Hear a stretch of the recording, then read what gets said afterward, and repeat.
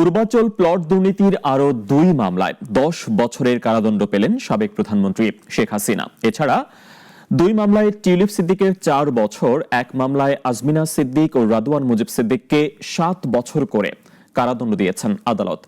আইনজীবীরা বলছেন, টাকা দিয়ে রাজুকের প্লট কিনলেও প্লট কেনার ক্ষেত্রে কোনো আইনের তোয়াক্কা করেননি তারা। আবেদন না করেই প্লট নিয়েছেন কেবল প্রধানমন্ত্রীর ক্ষমতা ব্যবহার করে।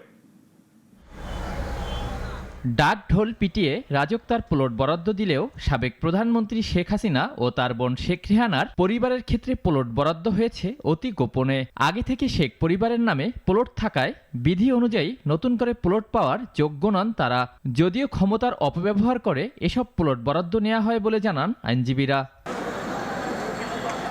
সকালে প্লট বরাদ্দে দুর্নীতির ২ মামলায় রায় দেয় ঢাকার বিশেষ জজ আদালত ৪। মামলায় শেখ হাসিনা সহ আসামি ছিলেন টিউলিপ সিদ্দিক, আজমিনা ও রাদওয়ান সিদ্দিক। ২ মামলায় শেখ হাসিনাকে ১০ বছরের কারাদণ্ড দেয়া হয়। এছাড়াও টিউলিপ সিদ্দিককে ২ মামলায় ৪ বছর আর এক মামলায় আজমিনা ও রাদওয়ান সিদ্দিককে ৭ বছরের কারাদণ্ড দেন আদালত। এদিকে গণপূর্ত মন্ত্রণালয়ের সাবেক প্রতিমন্ত্রী শরীফ আহমেদ সহ রাজক এবং গণপূর্তের ১৮ কর্মকর্তাকে দেয়া হয় ১০ বছরের কারাদণ্ড। টিউলিপ রেজনা সিদ্দিককে ২ বছরের সশ্রম কারাদণ্ড, ১ লক্ষ টাকা জরিমানা এবং অনাদায় ৬ মাস, এবং অন্যান্য আসামিদের জন্য শেখ হাসিনা সহ ৫ বছরের সশ্রম কারাদণ্ড, প্রত্যেককে ৫ বছরের সশ্রম কারাদণ্ড, ১ লক্ষ টাকা জরিমানা, অনাদায় ৬ মাসের কারাদণ্ড। তারা প্লট টাকা দিয়ে কিনলেও রাজকের প্লট কেনার ক্ষেত্রে কোনো নিয়ম মানেননি তারা। আবেদন সহ হলফনামায় তথ্য গোপন করেছেন বলেও জানান আইনজীবী।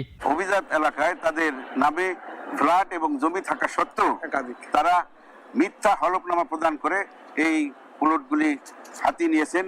এর আগে প্লট দুর্নীতির ৪ মামলায় শেখ হাসিনার ২৬ বছর, শেখ রেহানার ৭ বছর, টিউলিপ সিদ্দিকের ২ বছর এবং জয় ও পুতুলের ৭ বছর করে কারাদণ্ড দেন আদালত। এর মাধ্যমে বিচারিক আদালত থেকে শেখ পরিবারের প্লট দুর্নীতির ৬ মামলার মীমাংসা হলো।